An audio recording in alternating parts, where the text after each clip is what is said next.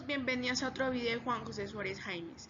En este caso vamos a hablar del texto narrativo, específicamente de los cuentos. Como ya saben, este video fue hecho y presentado por Juan José Suárez Jaimes. Continuemos. ¿Qué es un texto narrativo? Pues un texto narrativo es un relato. En este relato se cuenta una historia real o ficticia que ocurre en un lugar y tiempo concretos. Como pueden ver, aquí está el texto narrativo, se ve a personas leyendo. En este video vamos a hablar específicamente de los cuentos. Los cuentos son una clasificación de los textos narrativos. Continuemos. ¿Qué es un cuento? Un cuento es una narración escrita, breve u oral, en la que se narra una historia de ficción con un reducido número de personajes, una intriga poco desarrollada y un clímax y desenlace rápidos. Aquí podemos ver como lugares imaginarios, personajes imaginarios. Continuemos.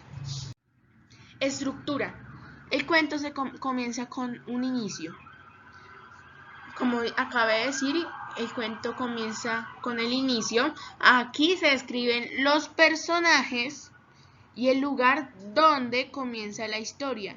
El héroe también es engañado claramente por el villano. El nudo. Se presenta el principal problema del cuento, el conflicto, y el villano, el antagonista, realiza su acto de maldad principal.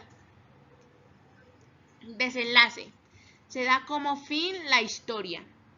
El héroe derrota o no al villano. El héroe se casa o no con una princesa. Narrador. Es un personaje creado por el autor. Se clasifican los narradores en primera persona, el cual el narrador es el protagonista de esta historia. El narrador en este caso utiliza un lenguaje natural y subjetivo. Segunda persona. Es cuando el narrador le habla al lector. ¿Han visto esas fichas interactivas? Como el libro de Gravity Falls. Ahí dice, lector, elige a dónde ir. Eso sería segunda persona. Cuando le dice, hey, lector, ayúdame a hacer un libro malvado. El famoso, el pequeño libro malvado. Esos son ejemplos de narradores en segunda persona. También tenemos narradores en tercera persona. Estos narradores narran la historia como él, ella. Se clasifican en testigo. Este cuenta todo lo que observó, pero pueden ser en tercera o primera persona. ¿Por qué en primera persona? Buena pregunta. Uno puede decir, un día estaba caminando con el parque, cuando vi un ladrón saliendo de una tienda robando unas cuantas cosas. En ese momento llamé a la policía. Ahí el testigo está contando todo lo que observó, pero está en primera persona. Por eso también puede ser en primera persona. El narrador omnisciente, el cual es el que nos falta. Este narrador es un pequeño dios de la historia, el cual conoce los sentimientos, esto es importante, y emociones de los personajes. Está en todas partes y no es un personaje, o sea, no es un personaje y conoce todo lo de la historia, los sentimientos, las emociones de los personajes, y como aquí dice, está en todas partes. Y como dije, es un pequeño dios, por eso elegí este dibujo. Ejemplos de narradores. Vamos a resolver este ejercicio. ¿Qué narradores? Vamos a averiguarlo. El sábado 26 de octubre del año 2013, un muchacho había soñado que estaba rescatando a una princesa a un castillo rodeado de un gran dragón. Se levantó y caminó hacia la escuela. Allá él comenzó a sentirse extrovertido. Claramente aquí dice que extrovertido por el sueño. Se tropezó y cayó en una máquina del tiempo y llegó a la era de los dragones. ¿Qué narrador creen ustedes que es?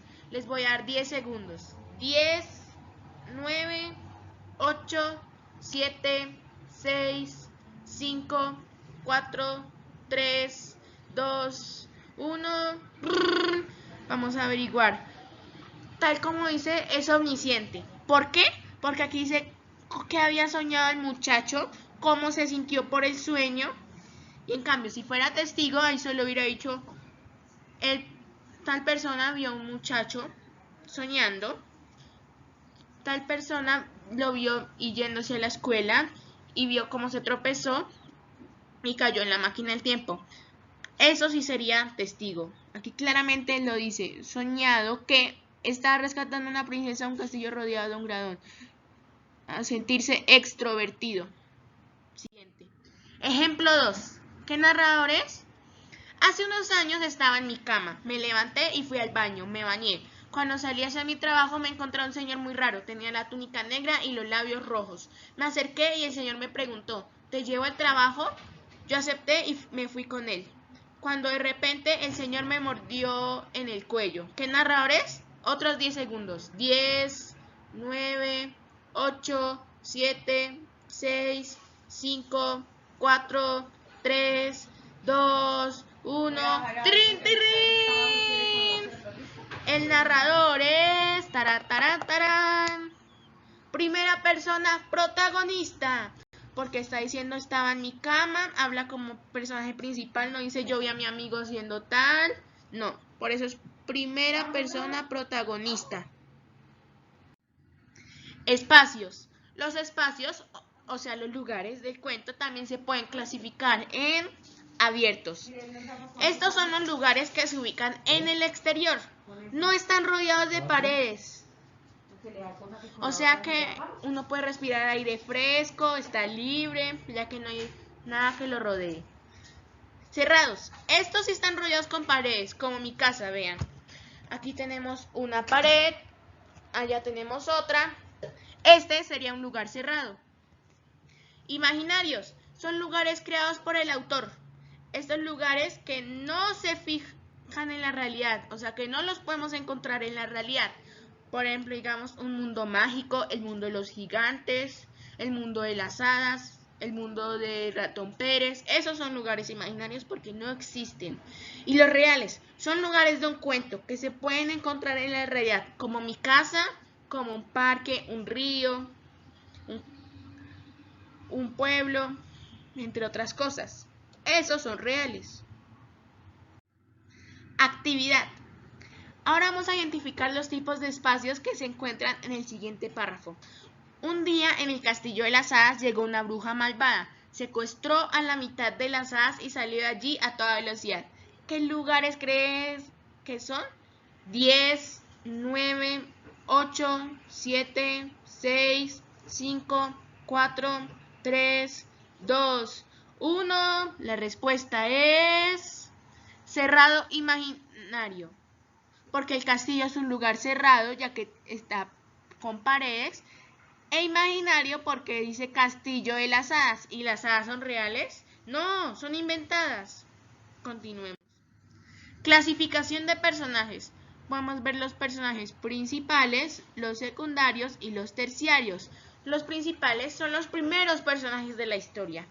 Los protagonistas y los antagonistas del cuento son principales.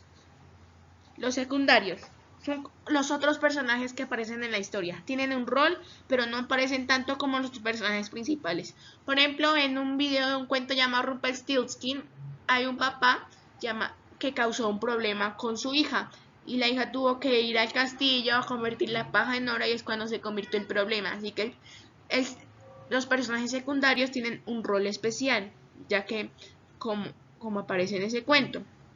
Los terciarios son los que menos aparecen en la historia. Por ejemplo, unos aldeanos.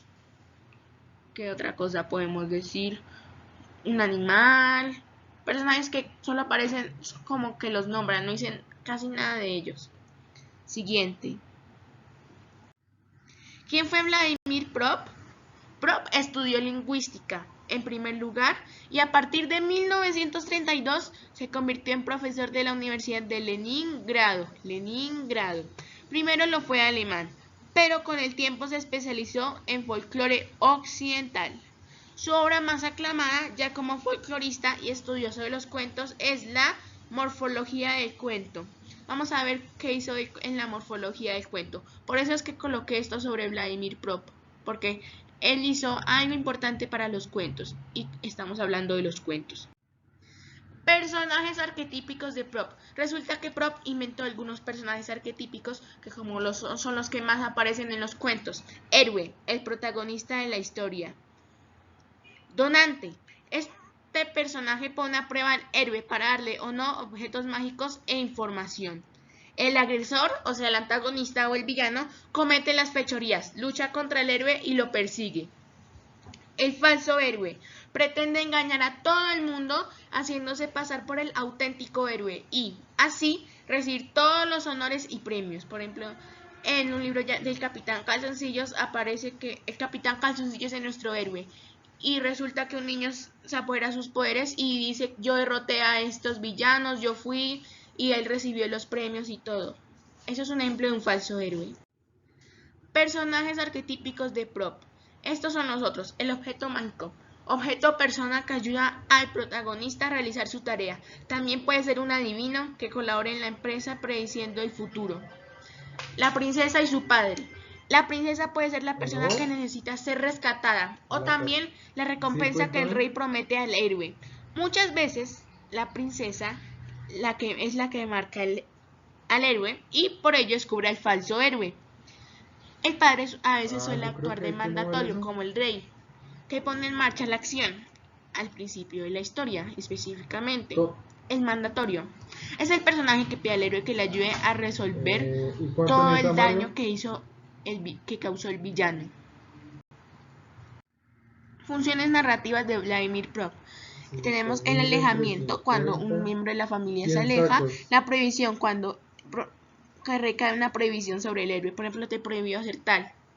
Transgresión, la prohibición es transgredida, o sea, no le hizo caso a la prohibición. Por ejemplo, no comas del pasto prohibido y come el pasto prohibido, eso es transgresión. Conocimiento, cuando el villano entra en contacto con el héroe. Información, el antagonista recibe información sobre la víctima. El engaño, tal como había dicho anteriormente, el antagonista engaña al héroe para apoderarse de él o de sus bienes. Complicidad, la víctima es engañada y ayuda así a su agresor a su pesar. La fechoría, el antagonista causa algún perjuicio a uno de los miembros de la familia.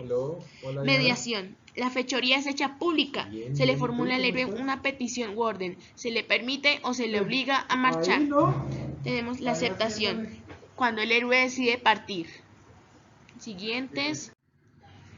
Partida, el héroe se marcha. Prueba, el donante somete al héroe a una prueba que le prepara para la recepción de una ayuda mágica.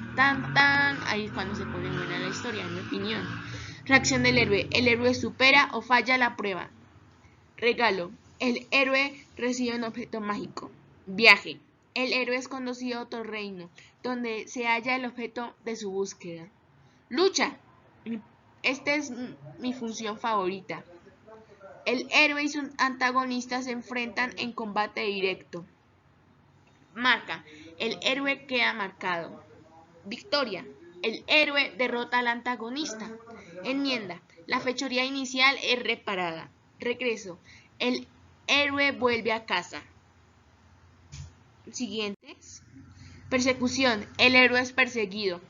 Socorro, el héroe es auxiliado. Regreso incógnito, el héroe regresa a su casa, a otro reino, sin ser reconocido, o sea, nadie lo reconoce.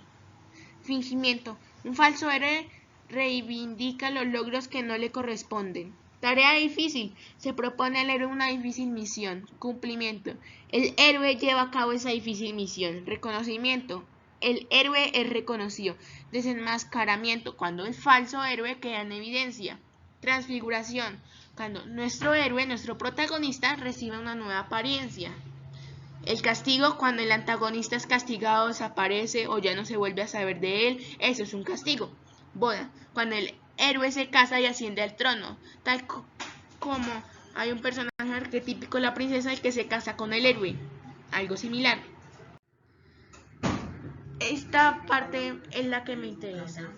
Denle un like al video y suscríbete a mi canal dándole clic a la campanita y en suscribirse. Denle like a mi canal, por favor, y también suscríbanse a mi canal. Gracias por su atención a todos, espero que les haya gustado.